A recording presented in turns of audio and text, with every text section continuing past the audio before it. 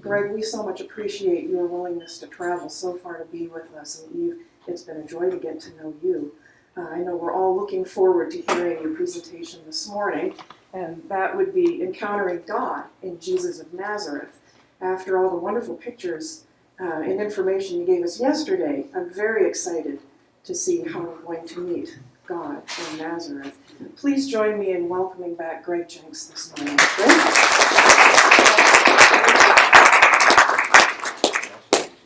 I must admit the question of what slides to use, what pictures to use, was more of a challenge for this session than for yesterday's session. Okay? So some creativity. It's difficult enough to use God language, but when you want to use pictures as well, that makes it much more interesting. Speaking of pictures, a number of people have asked whether that's the St. Francis College grounds on my desktop or whether it's a famous part of Australia or something. It's actually across the southern end of the Sea of Galilee. Okay, so it's taken from just south of Tiberias on the hill looking across. That one's taken in February when it's green. I have other photos of the same spot in July and it's brown. Okay, so the best time of year to be there, unless you're coming on the dig, the best time of year to be there is probably February. Okay, but again, compared with here, I guess February would be fantastic in Israel in terms of the amount of snow on the ground and such things. So anyway, so let's move into this. And I'm glad David's arrived. I won't say anything about coming late.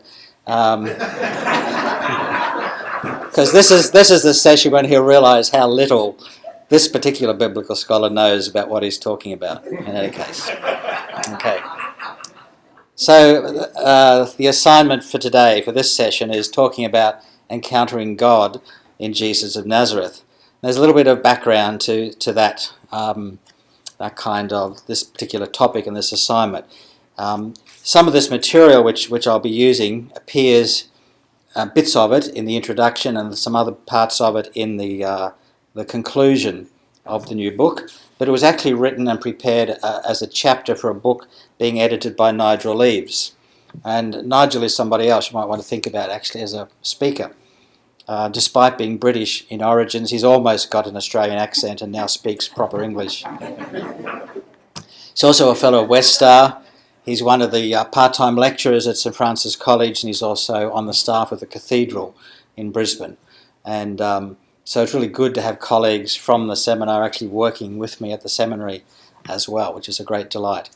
And a couple of years ago, in fact last year at Synod, there was quite a debate around that Once and Future Scriptures Bible, a book, which some people in the Synod found controversial, found it not to be consistent with the teachings of the Anglican Church of Australia.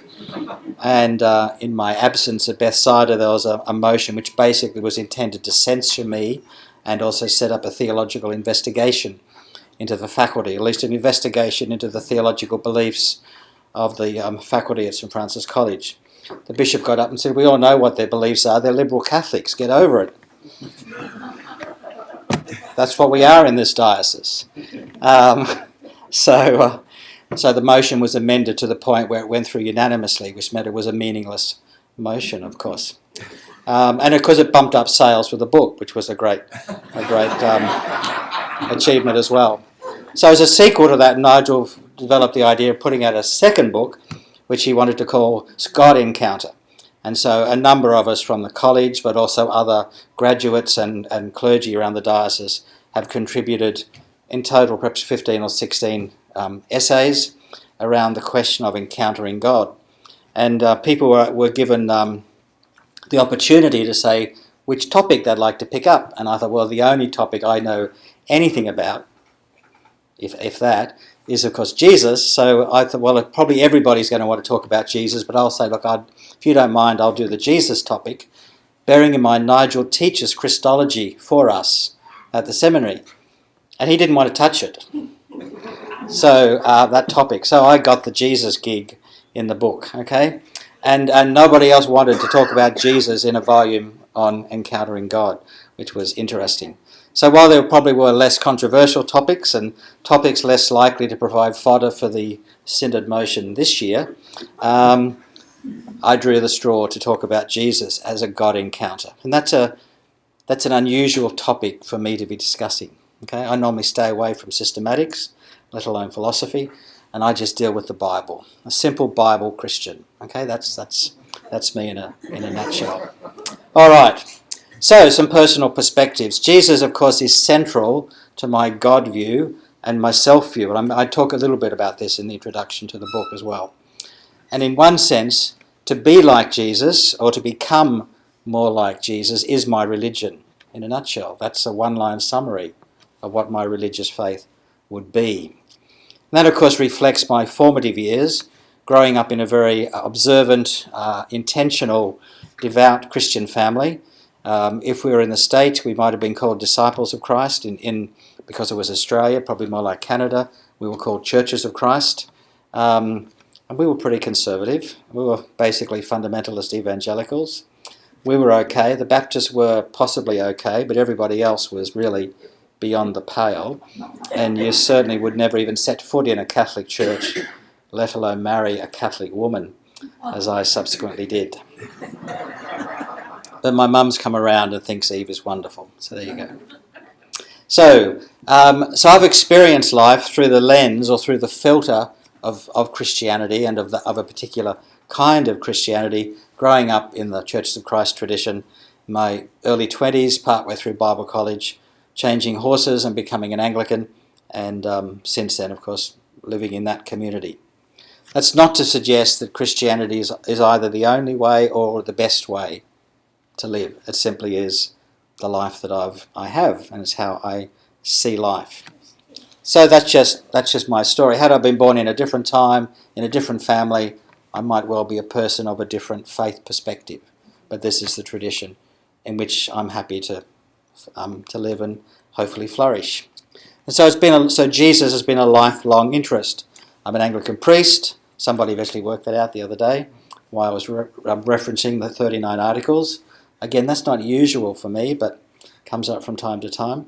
A religion scholar, member of the Jesus Seminar, working with the Jesus Database Project, getting involved in the archaeology of Galilee. This guy's got a problem with Jesus, okay? He needs therapy. And then, of course, my involvement with Nazareth, and more recently, the Jesus book, which has finally come out, and indeed finally arrived. And Del, that was really clever to hide the books in the boot of your car. It really helped to build up the interest level. So that's a great trick. But don't fall for it next year, okay? I think they were here the whole time. So we're going to talk about encountering God in Jesus. In some sense, one of the immediate questions, of course, is which Jesus? Okay, the group Jesus that we heard about last night. Fascinating idea, Brandon. I'll have to mull on that for a bit longer. But which Jesus? Okay, and there's 4 different representations of Jesus, and if we had a different format and more time, we could actually just even go around each of those photos, each of those pictures, and discuss the kind of Jesus, and indeed the kind of Christianity, and indeed the kind of humanity which is caught up in each of those representations of Jesus. Okay, and then there's the precursor for our panel after lunch. Okay, and you can decide later on which of us is who in that lineup. Okay, will the real Jesus Christ please ascend? The Protestant Jesus, the historical Jesus, or the Catholic Jesus? Looking a bit sad and bloodied at the end of the line there. Okay, so which Jesus? And of course, we're talking about Jesus, and Jesus is one of the ways we talk about God. But both Jesus and God are one of the ways we talk about ourselves and our aspirations for our own best selves. So which Jesus? The Jesus of the creeds, is that where we're going to encounter God? The Jesus of Paul, the Jesus of the synoptics, the Jesus of the letter to the Hebrews, a priest forever after the order of Melchizedek, the Jesus of the apocalypse who kicks butt from one end of the world to the other, gentle Jesus, meek and mild, get out of my way. The Jesus of the Gospel of John, or the Jesus of the New Age spirituality gurus that you'll find in the back corners of bookshops all around the world. So which Jesus do we have in mind as we think about encountering God in Jesus? And I guess the reality is, depending on the person or the community that's involved, God will be encountered in all of those Jesuses. Okay, there's no monopoly on truth, there's no monopoly on the encounter with the sacred, and not even the historical Jesus of the Jesus Seminar has a monopoly. It's just one way of looking at Jesus. Of course, it's the best way. No, it's simply one way of having this conversation. So, let's think about this Jesus character. So the historical Jesus, which is the person that I'm trying to have in mind as I think about this presentation, as we've seen from yesterday's conversation, is a person who comes from a small Jewish settler community at a place called Nazareth. And if it wasn't Nazareth, it was somewhere else like that. But let's take that as our working hypothesis. Almost certainly illiterate, almost certainly unschooled. There wouldn't have been a synagogue and a school system for the boys, and it would only have been the boys from Nazareth to be sent to. Some kind of itinerant prophet who was active in the period of Herod Antipas. And for me, probably the category prophet is the more significant term rather than teacher or healer or whatever. But teaching and healing and confrontation and so on, and open meals and other ritual practices are all part of the prophetic toolbox, if you like. He was promoting this thing called the Basileia tou Theou, the kingdom of God, the empire of God, and it's some kind of Jewish renewal movement, covenant renewal movement within Second Temple Judaism, and it has a political, social edge to it. And it's caught up in some way with the dynamics of the Herodian succession and the rising tensions which eventually exploded with the Jewish revolt in 66 to 73 Common Era. He's active around the northwest corner of the Kinneret in Jesus country, basically Capernaum, Bethsaida, Chorazin, and he's in conflict to some extent with his own religious authorities, but he's not out to set up a new religion. That'd be a category error, really, for somebody in his situation and context. But there's tension and difficulty. It's not unique to Jesus. He's neither the same as the Dead Sea Scrolls community at Qumran, nor entirely different from them. But they represent different points on a spectrum of dissent and dissatisfaction with the temple. Nobody is anti-temple, but a lot of people might have been anti-priests and anti the current group of people running the temple, if you like. And then crucified by the Roman authorities around about April in the year 30 of the Common Era, somewhere in that approximate period.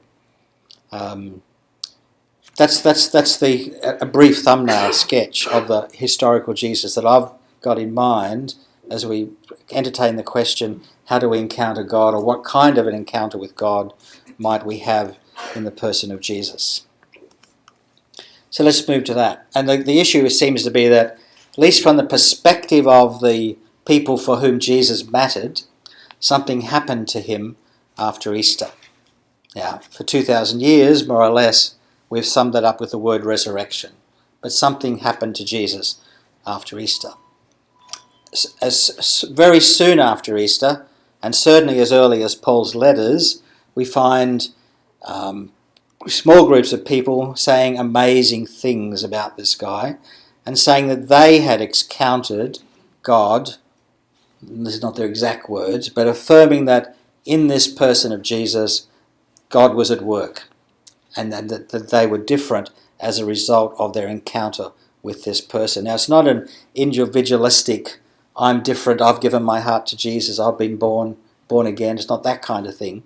But there's an affirmation that's from very, very early, and it's in the continuation of the Jesus movement, or the movement of which Jesus was a part, if you prefer. In that continuation, Jesus is reconfigured and revaluated. And the process involves making some kind of link between Jesus and what God was up to. We may be right in that description and diagnosis. They might be mistaken. Okay? I'm not saying that they were right, correct, to describe their experience that way, but I think that's what they were doing. That Jesus is re-evaluated. Jesus takes on a new dimension, if you like, in the imagination and the experience of his devotees, of his followers, of his associates at and after Easter.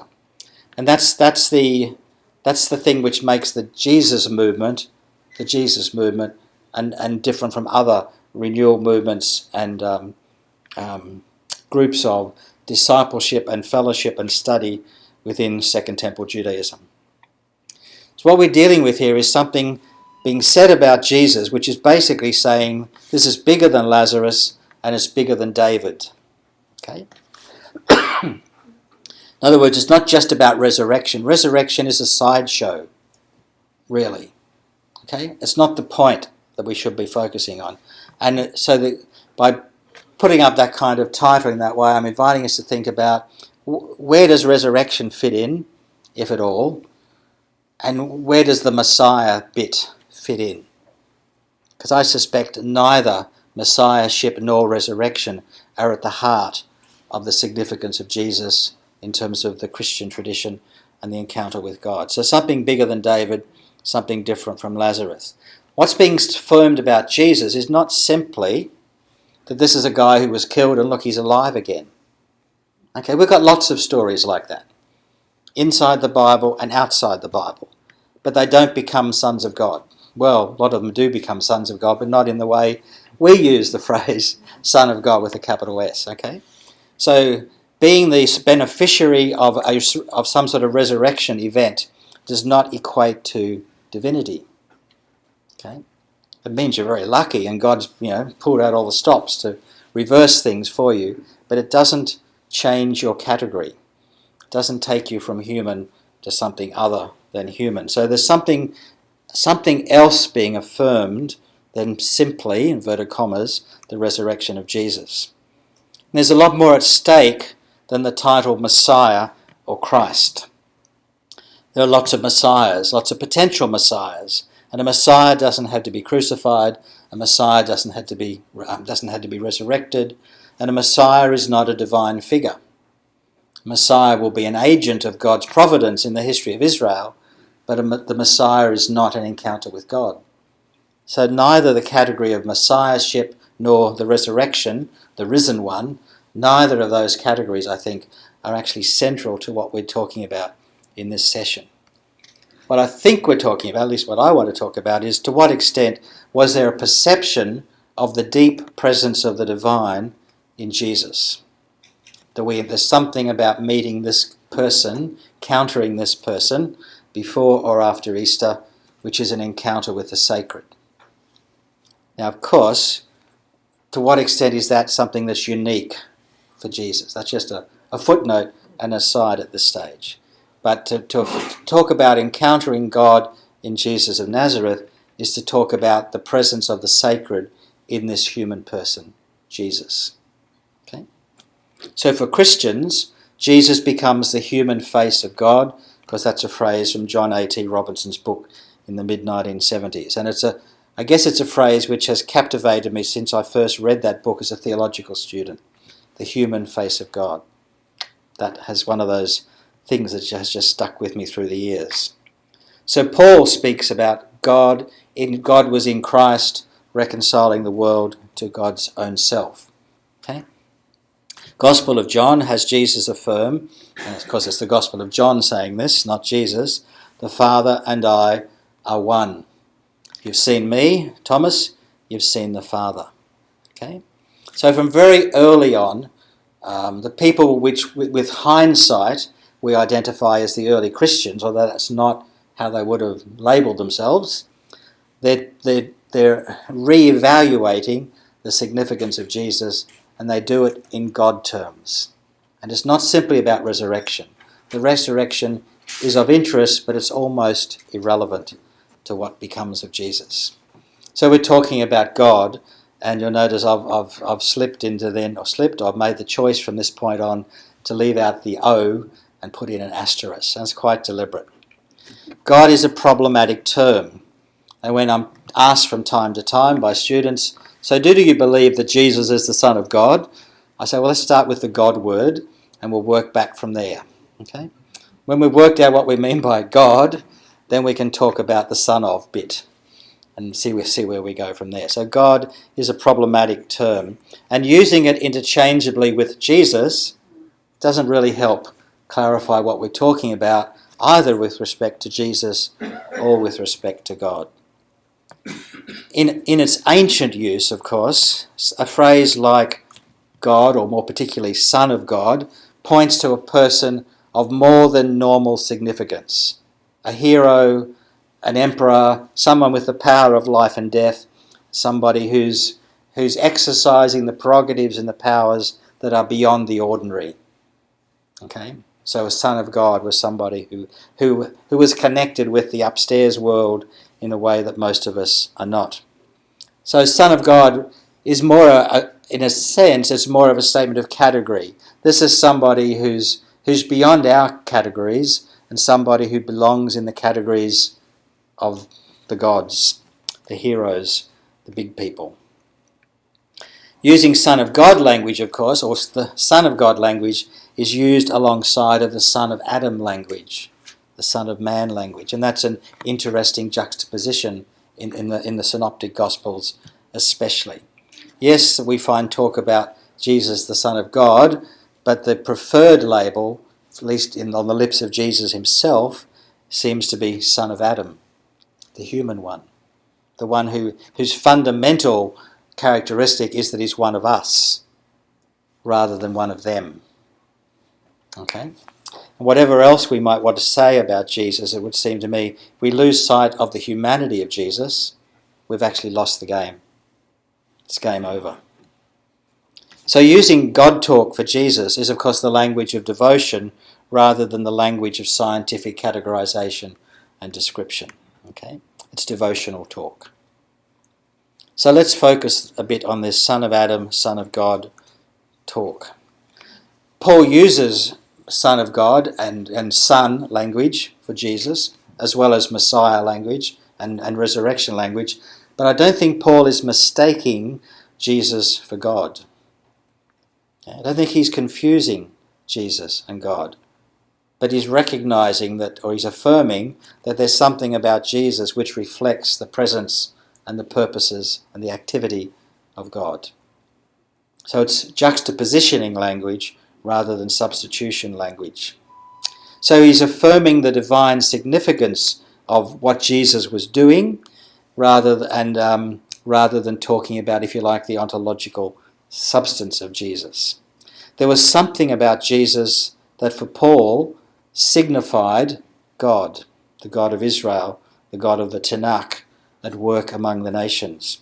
And that word signified, I think, becomes really significant for the way I'm wanting to think about this. Jesus takes on new significance. Jesus himself seems not to have thought so highly of himself. He didn't walk around Galilee, despite the Gospel of John, drawing attention to himself and demanding that people believe in him and recognize him as a unique Son of the Father. But some of his followers soon came to do so. And that's part of the story that leads to where we are, of course, today. So the question is, how do we use God language when talking about Jesus while retaining and valuing and never losing sight of his total and complete humanity? Because if, end of the day, whatever else happens, Jesus has to be a human being. So let me draw on at least a sort of category which is used by Marcus Borg, another one of our colleagues, of course, from the seminar, and a good friend, where Marcus, as many of you will know, talks about Jesus before Easter and Jesus after Easter. And he uses that before Easter, after Easter, as a way of kind of teasing out the difference between, if you like, the Jesus of history and the Christ of faith, or the Christ of Christian belief. Jesus before Easter, and I've just sort of taken Marcus's category. I'm not wanting to suggest that all of what I'm going to say is Marcus's description, but my take on Jesus using Marcus's categories would be to say that before Easter, Jesus is best understood as a prophet within the prophetic tradition of ancient Israel down through the Second Temple period. And again, going back to the session from Brandon last night. The prophets rarely operated as heroic solo individuals. They often operated as part of a school, part of a group. And while we tend to focus on the ideas of the prophet, we only know about the prophet because their followers, their disciples, the rest of their band, and why do we have to think of them as disciples rather than colleagues, okay, kept the tradition alive and eventually turned it into text. And as text, the tradition shapes subsequent generations. And there's something of that going on, of course, with Jesus as well. So his preferred his own preferred self-designation also seems to reflect this category of prophet as well. I'm thinking of phrases, sayings like, prophet is not without honour except in his own town, except in his own country. And that saying is attested not only in Matthew, Mark and Luke, but also in John, which makes it quite interesting. Okay, it's got attestation right across the Gospels. So the prophetic identity and mission of Jesus, I'd suggest, was expressed in his actions as he healed and exorcised, that is, drove out demons, not went to the gym, as he taught in private and in public spaces, as he called disciples, as he sent them out on mission to act on his behalf, or simply to act as agents of the kingdom, not necessarily as his deputies and as his representatives. It's also seen when he challenged and confronts those with privilege and power, and I think his opposition to the temple is a normal sort of prophetic opposition to the misuse of power and the misuse of privilege, rather than an opposition to a priestly system. But I would say that I'm an Anglican priest, okay? I like getting dressed up in vestments and lighting the candles and doing all the holy stuff. So the prophetic role of Jesus is seen in the activities that are described and attributed to him, in his teaching activity, and especially in his aphorisms and parables. Sayings which are poetic, which are oral, and which invite people to look for the message rather than simply be given the meaning straight up front. And of course, his prophetic character is anchored in his personal integrity, culminating in his death on the cross. Okay? And that's one of the prophetic actions, one of the prophetic characteristics. Yeah, you will treat me the way your fathers treated the prophets. So taking the human Jesus seriously, I think, is really important. So taking the Jesus before Easter seriously becomes very important. The Jesus we knew from before Easter remains, despite what happened to him after Easter. The Jesus before Easter remains a significant prophetic figure who, I would say, still has a great deal to say to us, precisely as the pre-Easter Jesus, the historical Jesus, if you like. It's as a prophet, I then notice, that Jesus is honoured within Islam. And he is honoured within Islam. Of course, his role is safely postponed to the end of the world and the Day of Judgment. That gets him out of the way, but it keeps him with a very important role as the judge of humanity on the Day of Judgment. Okay, the Muslims have not got rid of Jesus. They've simply put him in a special box and left it to be opened at the end of time. And if we look at the transmission of the Jesus materials within Islam, that's a really interesting story in its own right as well. I deliberately changed the colour here because I wanted to remember to say this is probably one of the most important bits of this presentation, I think.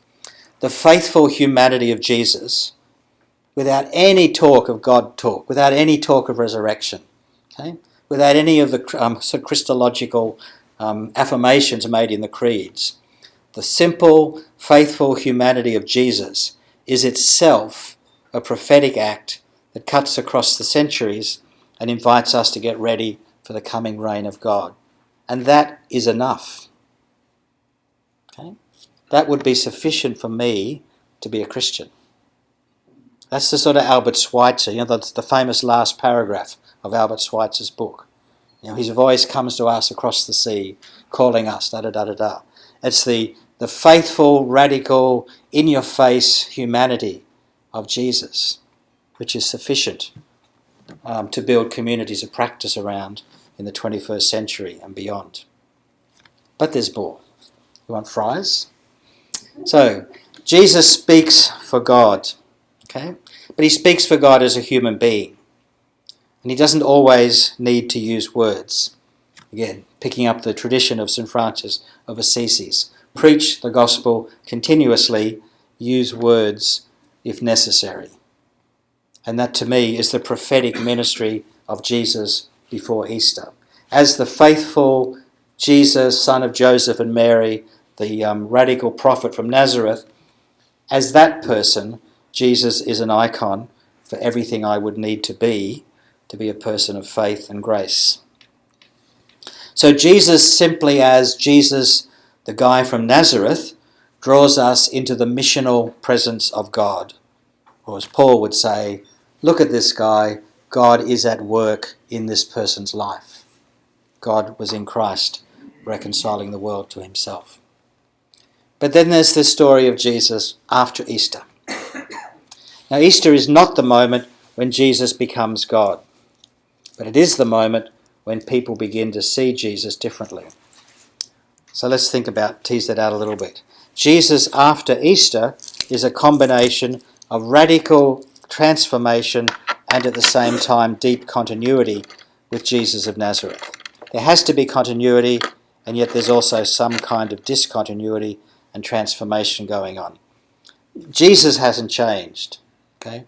It's the way we're looking at him which has changed. It's the significance that he's taking on for us which has changed. It's the same Jesus, and this is where the deep continuity comes in. The Jesus who cared about the poor and the sick is the Jesus in whose face shines the eternal light of God. Jesus after Easter relinquishes his role as prophet, instead becoming, at least in Christian imagination, an epiphany or a revelation of God rather than a prophet of God. So Jesus the epiphany rather than Jesus the prophet. And so after Easter, Jesus becomes the archetypal Christian encounter with God. This God has a human face, courtesy of John A.T. Robinson, of course. This God is not just compassionate, but this is a God who suffers and dies and experiences resurrection. This God knows what it's like to be alone, to be cold, to be hungry, to be loved, to be mocked, and to be touched. This God sets a table and calls us to eat and drink. This God overturns the crass transactions at the centre of our lives and challenges us to become houses of prayer for all nations. This God has become the Spirit poured out on all flesh. Okay? The God of Jesus. So how do we live out of an encounter with God that's centred in the Christian encounter with Jesus? And there are 4 different dimensions to it to touch on briefly: context, mission, ethics, and community. So I had to find pictures, okay? So can't have a PowerPoint without pickies. So context. The context, of course, is this world in which we live and of which we are an integral part. Terrific. We just need to know about that. See if I can turn that off. Okay. So sensitivity to our context is going to be essential in terms of how we practice and live out of our encounter with the sacred in the person of Jesus. And this, of course, is not for a moment suggesting there are not other equally transformative ways to encounter the sacred. Simply saying I speak and I live as a Christian person within the explicitly Jesus tradition, so I'm trying to articulate that vision within Christian and Jesus language.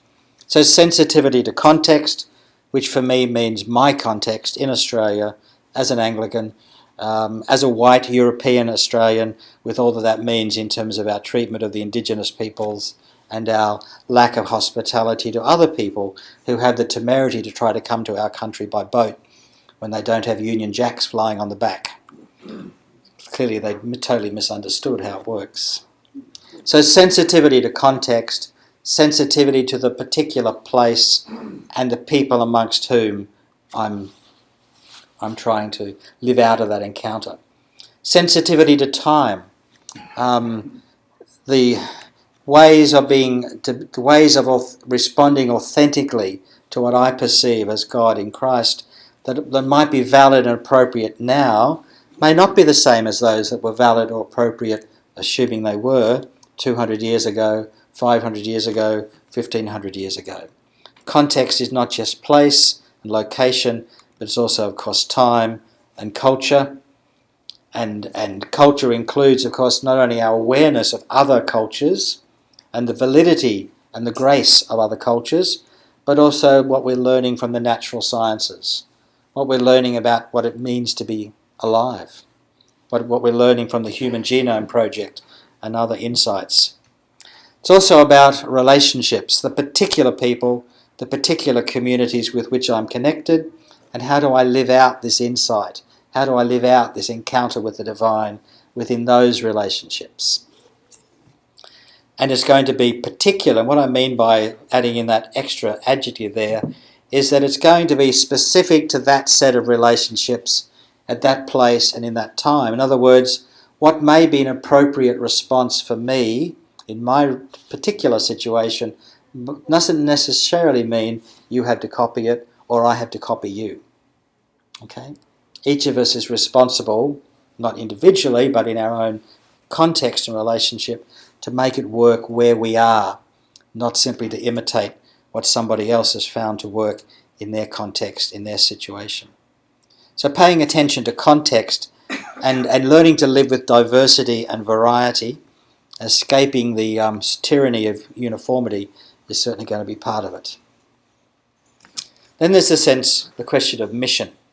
If we're responding to some sense that in Jesus we're actually encountering God at work, and of course I'd want to say in my better moments, that's true of every person I encounter. Anybody who I encounter is an encounter with the sacredness of God. Okay, it's an invitation for me to live out of that encounter with the divine. But Jesus becomes the paradigm because of the tradition that I happen to be living and shaped by. So the mission. Part of the mission is, of course, sharing the excitement. Now this gets us awfully close to the E word, okay? Evangelism. All right? Proselytizing. And it's intriguing. We're very happy to share our excitement around our favourite football team or our favourite operating system or whatever, or our new lover or whatever, but we're very diffident, at least progressive Anglicans are very diffident about talking about God and talking about Jesus. Now, I know why. We've all got relatives and neighbours who have overdone the religion thing. We don't want to be mistaken for being like them. Okay? And we've succeeded. Okay? People think we don't have anything worth sharing. We don't have anything that matters to us. Progressives, liberals, whatever, don't believe anything. There's nothing that gets us excited. There's nothing that gets us angry. There's nothing we will die for. Okay? Is that really the case? We don't get excited. There's nothing that stirs us up. So how do we mobilise us and do more than simply trying to herd the cats? Okay. So what is it that will mobilise and focus our energies to bring the kingdom, to advance the kingdom? How are we going to make a difference? And I'm not talking about saving the church from oblivion. I don't actually care whether the church survives or not. Okay. My mission in life is not to save the Anglican franchise. Not interested. Okay? But are we trying to make a difference? Are we wanting to leave the world a better place than how we found it? Okay? And where will we go for that? And for me, the place to go for that is not the last 2,000 years of church history, building, stewardship campaigns and the like, but to go back to the agenda of Jesus before Easter. Not because I want to imitate an interesting Jewish guy from the Second Temple period, but because the core values that seem to have inspired Jesus still seem to have the capacity to inspire and change. And they're not about the things the church is interested in, so that makes it all the more interesting. I've joked with friends that if I had been at the Synod meeting last year, I would have voted in favour of the motion censoring myself.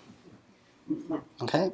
I think they're absolutely right, but I couldn't say that, of course, in Synod, and I wouldn't say it with the camera running either, of course. All right? There is something much more important than the future of the church at stake when we talk about the mission of the Jesus people, the God people in the contemporary world. And of course it's about the empire of God, the commonwealth of God, the reign of God. It's about taking that line from the Lord's Prayer, your kingdom come, and actually trying to live that out and turn it into reality.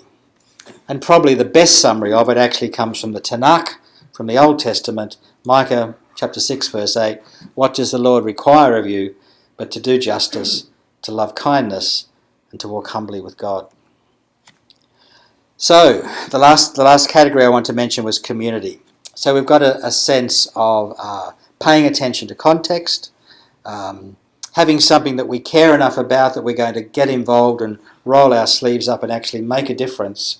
But of course that requires us to be part of and contributing to creating and sustaining community. We're not talking about a solo quest by the heroic individual. And so, one of the weaknesses, I guess, of much Christology and much historical Jesus work is that it does tend to approach the question about Jesus, the great man, the great individual, the hero who stands head and shoulders above all his peers. But the Jesus story is a story of community as well as a story of an individual. There's the community of Nazareth, which doesn't get a lot of attention in the Gospels because that's not what they're interested in, but it's a small, tight-knit community, which didn't have a lot going for it. It was very marginal, but that's the community that shaped and formed Jesus. Okay? So I'm not saying Mary taught him how to say the rosary. I'm simply saying it's that little tiny Jewish settler community in Nazareth that actually gave Jesus his religious education, which is a category error because religion was not a separate domain in life in the first century, but his fundamental approach to life and to God and to himself came out of his experience of being alive in the little village at Nazareth. And at the other end of his story, there's another small community with two crooks hanging on sticks on either side of him, the community of the crucifixion. And at the foot of the crosses, in the community of the crucifixion, are the people doing the crucifying and the vested interests who have arranged the event. And the women, maybe some of the other people, standing at a distance and watching. Okay? Neither in his life, in his birth and upbringing, nor in his death was Jesus alone. And in between those two communities of the broken, of course, in between those two communities, there's the community of the broken, the marginal, the undervalued people who seem to have discovered in what Jesus was doing an invitation to find life, to find community, to find the kingdom. So the God of Jesus, our God, the God with a human face, is a gregarious God. And that's not a misspelling of my name. Okay? It's a God who likes company, a God who doesn't like to be alone, a God who enjoys being, a God who's an extrovert. So finding and shaping communities of transformation becomes critical to my understanding of how we live out of the God encounter that we might experience in the person of Jesus. And what we're looking for and what we're seeking to be in those communities of transformation, of course, are outposts of the coming kingdom of God. Okay? Not outlets for the Christian franchise in competition with the Muslim franchise, but outposts of the kingdom of God. And so there will be generous communities, there will be messy communities, there will be incomplete communities, there will be communities in formation, in transition.